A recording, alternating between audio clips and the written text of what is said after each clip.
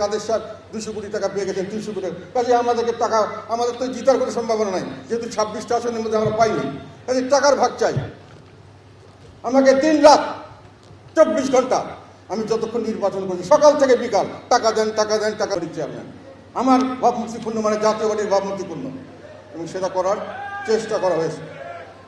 যাই হোক, পরবর্তীকালে যখন আমরা নির্বাচনে যাওয়ার মনস্থ নিয়েছি, নির্বাচন যাব করব, তখন আমি নির্বাচন যাতে ভালো করে করা যায় তার জন্য আপ্রাণ চেষ্টা করেছি। কিন্তু এই যে তাদের প্রচারণা 26টা সিটে ছাড় দেওয়া হয়েছে, এটা জনমনে যেমন বিভ্রান্তি সৃষ্টি করেছে, আমাদের নেতাকর্মীদের মধ্যে বিভ্রান্তি সৃষ্টি করেছে। এই 26টা যারা ছিলেন তারা মনে করেছেন যে আমরা হয়তো জিতে যেতে পারি। আগে যেমন 2014-18 হয়েছে, কোনো কষ্ট না করলে হয়তো জিতব। কাজে তারা গা লাগাননি। আমি বারংবার কিন্তু বলেছিলাম যে এখানে কিন্তু ছাড় হয় নাই, আওয়ামী লীগের ক্যান্ডিডেট আছে, তারা জিততে পারে। সরকার কোনো রকম সেরকম ফেয়ার করবে কিনা আমরা জানি না, তোমাদের চেষ্টা চালিয়ে যেতে হবে। তথাপি অনেকেই বুঝতে পারেননি অথবা পেয়েও কিছু করতে পারেনি। আর সেকেন্ড ছিল যে বাইরে প্রচারণা হয়েছে দল বিক্রি হয়ে গেছে, কাদের সাথ 200 কোটি টাকা পেয়ে গেছেন, 300 কোটি কাজে আমাদেরকে টাকা, আমাদের তো জিতার কোনো সম্ভাবনা নাই, যেহেতু 26টা আসনের মধ্যে আমরা পাইনি। কাজে টাকার ভাগ চাই।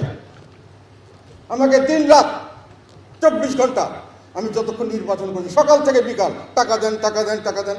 তারা নির্বাচনে নাই, তারা মাঠে যায় নাই, আমার পিছনে পড়ে আছে টাকা আদায় করার জন্য, এবং আমার নামে জঘন্যতম কথা বলে বেড়াচ্ছে।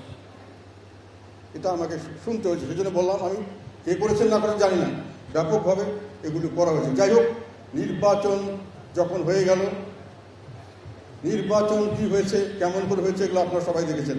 আপনাদের থেকে নিয়ে আমি কথা বলেছিলাম, নির্বাচন 3 প্রকার হয়েছে। একটি অবাধ, সুষ্ঠু, নিরপেক্ষ নির্বাচন, তবে অংশগ্রহণমূলক হয়নি 2-1টি সিটে, সেটা সরকারি ইচ্ছা হয়েছে। একটি নির্বাচন হচ্ছে ফ্রি স্টাইল, অস্ত্র এবং অর্থ দিয়ে যে যেভাবে পেরেছে, সেখানে প্রশাসন থেকে শুরু করে সমস্ত মানুষকে কিনে যারা জিততে পেরেছে তারাই জিতেছে। এবং একখানে ছিল এই মানামারির ভিতরেও সরকারের নির্দেশনামূলক যে লোককে পাশ করানোর কথা তাকেই পাশ করে দেওয়া হয়েছে। এই 3 ধরনের নির্বাচন হয়েছে। সেইখানে আমাদের বেশিরভাগ যারা আমরা আশা করেছিলাম তারা জিততে পারেননি, এবং সেখানে প্রশ্ন এসছে যে আমার কি দোষ পাওয়া গেল। একটা হলো আমি পয়সা নিয়ে তাদেরকে পয়সা দেইনি, আর একটা হলো যে আমি ঘুরে ঘুরে সমস্ত জায়গায় ক্যাম্পেইন করিনি। পরবর্তীকালে নির্বাচনে কেন গেলাম, এটা আর একটা কারণ হলো আমি লিডার অফ দি অপোজিশন হওয়ার জন্য গেছি। লিডার অফ দি অপোজিশন কে হবে আপনারা জানতেন? নির্বাচনের পর যদি আমি জিতেও থাকি, আমি নির্বাচন লিডার অফ দি অপোজিশন কে হবে এটা নিয়ে তো বাংলাদেশে 2-3 মাস গবেষণাই চলছে, যতক্ষণ না হয়, যদিও আইনগতভাবে আমারই হওয়ার কথা। এবং নির্বাচনে আমি যদি জানতামই লিডার অফ দি অপোজিশন হব, তাহলে তো অন্য কথা ছিল। আমি তো কেউই জানতো না বাংলাদেশ, এটাও প্রচার করা হয়েছে। আমরা না গেলেও নির্বাচন হতো, জাতীয় পার্টি হয়তো সেখানে যেত, সরকারের সেই রকম প্রস্তুতি নেওয়া ছিল।